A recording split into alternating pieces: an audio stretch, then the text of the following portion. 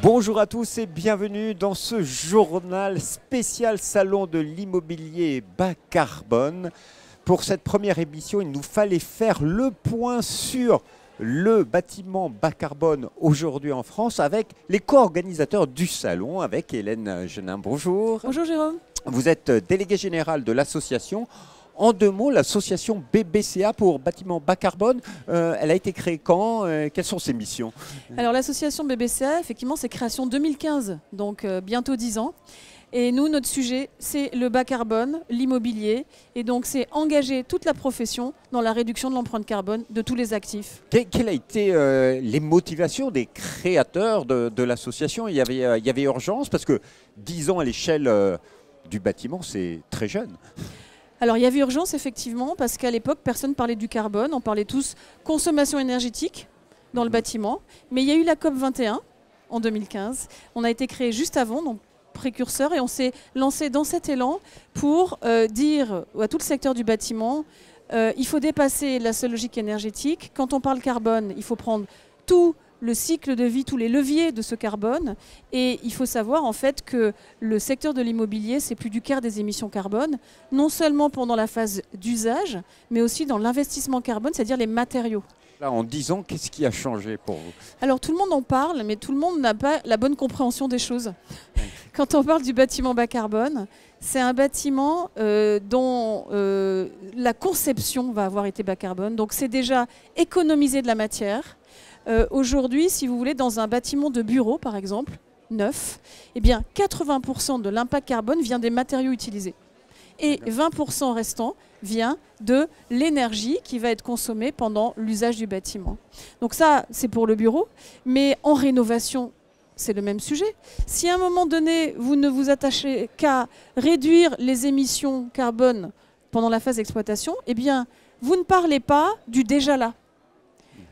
Prendre un bâtiment qui existe déjà eh bien, permet justement d'éviter d'émettre avec des matériaux neufs. Donc, toutes les échelles du bâtiment doivent être considérées sous l'angle carbone. Donc aujourd'hui, il y a encore cette révolution a commencé, un petit peu grâce aussi à l'association, mais il y a énormément de choses à faire dans le secteur. C'est une des raisons pour lesquelles vous organisez le salon, pour que les acteurs se rencontrent et travaillent ensemble. L'objectif aujourd'hui, c'est vraiment que tout le monde doit travailler pour le bas carbone dans le bâtiment? Alors il y a déjà beaucoup de solutions et de gens qui savent faire. On est 130 membres aujourd'hui dans l'association BBCA. Aujourd'hui, on attend pour le CIPCA 190 exposants qui sont des gens qui vont avoir été sélectionnés parce qu'ils ont justement des compétences et des savoir-faire en bas carbone. Donc c'est absolument fondamental. En France, il y a un sujet important, c'est qu'il y a une réglementation qui est sortie en 2022 qui oblige tous les acteurs qui font des bâtiments neufs à faire un calcul de leur bilan carbone. Donc ça, c'est une formidable impulsion pour massifier, pour changer d'échelle.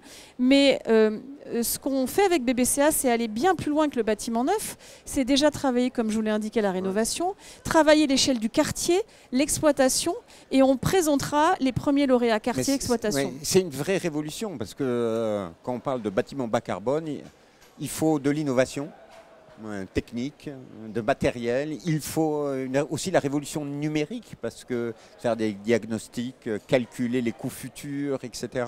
Il y a aussi tous les enjeux de transition écologique. En fait, il faut repenser la ville de demain avec ce que vous demandez. Alors, c'est une véritable révolution, le bas carbone. Mais l'immobilier n'est pas le seul secteur à être touché. Les transports, l'alimentation, tout le monde doit faire sa part. Et nous, on travaille avec ceux qui sont pionniers, qui avancent plus vite et dans une approche reconnue d'intérêt général.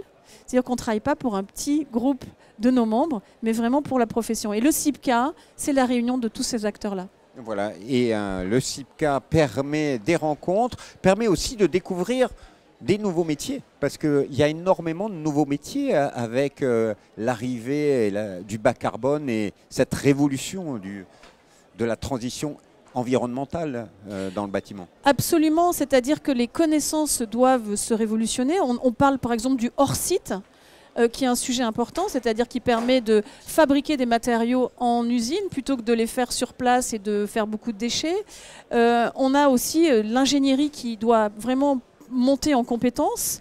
Et puis les architectes aussi sont absolument déterminants parce que c'est eux qui conçoivent les opérations. Les aménageurs, tout le monde en fait doit faire sa part. Tout le monde doit faire sa part, et de nouveaux métiers, de nouvelles formations. Alors absolument, les formations doivent être importantes, notamment à l'analyse du cycle de vie, toutes ces choses-là. Et on lancera lors du CIPCA le MOOC BBCA de l'immobilier bas carbone à destination des décideurs. Et c'est un panorama en fait fait avec nos experts, des interviews, des infographies, des vidéos explicatives pour justement que les décideurs soient acculturés à la question de l'immobilier bas carbone dans toutes ses dimensions. Voilà, une nouvelle compétence de l'association. Vous devenez un organisme de formation, peut-être à terme. Merci infiniment, Hélène Génin, pour cette présentation de l'association et nous espérons que le CIPCA 2024 sera une véritable réussite. Vous voulez en savoir plus? Bien sûr, il y a le site du CIPCA, cipca.fr, et puis il y a le site de l'association www.batimentbascarbone.org. Et à partir de maintenant, tous les jours, nous vous donnons rendez-vous sur la chaîne demain à la rencontre de tous les acteurs que nous aurons rencontrés sur le CIPCA 2024. Au revoir et à bientôt.